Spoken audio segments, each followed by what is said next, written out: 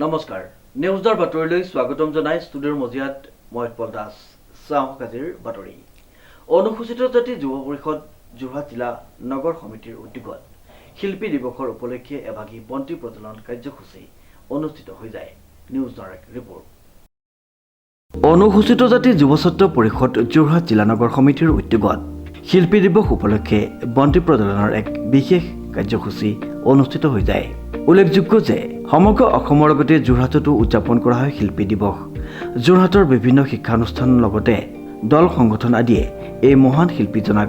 অতি শ্ৰদ্ধাৰে সোঁৱৰে অনুসূচিত জাতি যুৱ ছাত্ৰ পৰিষদ যোৰহাট নগৰ সমিতিৰ উদ্যোগত শিল্পীজনৰ প্ৰতিমূৰ্তিত মাল্য অৰ্পণ কৰাৰ লগতে বন্তি প্ৰজ্বলন কৰে ৰূপকৰ জ্যোতিপ্ৰসাদ আগৰৱালা দেৱৰ প্ৰতিমূৰ্তিত বন্তি প্ৰজ্বলন আৰু পুষ্পাঞ্জলি অৰ্পণ কৰে অনুসূচিত জাতি যুৱ ছাত্ৰ পৰিষদ যোৰহাট নগৰ সমিতিৰ বিষয়ববীয়াসকলে 17 জানুৱাৰীত অনুসূচিত জাতিৰ যুৱ ছাত্ৰ পৰিষদ নগৰ সমিতিৰ তৰফৰ পৰা ৰূপকৰ জ্যোতিপ্ৰসাদ আগৰৱালাৰ শিল্পী দিৱস হিচাপে এগছি বন্তি প্ৰজ্বলনেৰে শ্ৰদ্ধাঞ্জলি অনুষ্ঠান আৰম্ভ কৰিছোঁ। তেখেতৰ যিখিনি আমাৰ অসমৰ প্ৰতি যিখিনি নৃত্য নাটিকাৰ পৰা ধৰি যিখিনি অৱদান আগবঢ়াই গৈছিলে তেখেতৰ সেই তাৰ প্ৰতি লক্ষ্য ৰাখি আমি অনুষ্টুপীয়াকৈ তেখেতৰ প্ৰতি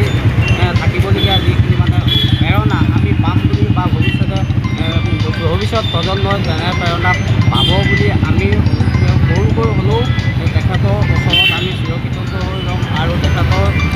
অনুপ্ৰেৰণাই আমি ভৱিষ্যতৰ যিখিনি তেওঁলোকৰ গুণ গৰিমা পাবলৈ আমি সক্ষম হৈছোঁ আৰু অনতিপলমে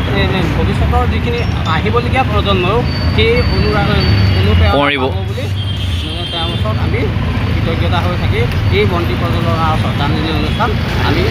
আয়োজন কৰা হৈছে। অনুপম বৰাৰ ৰিপৰ্ট নিউজ নাও।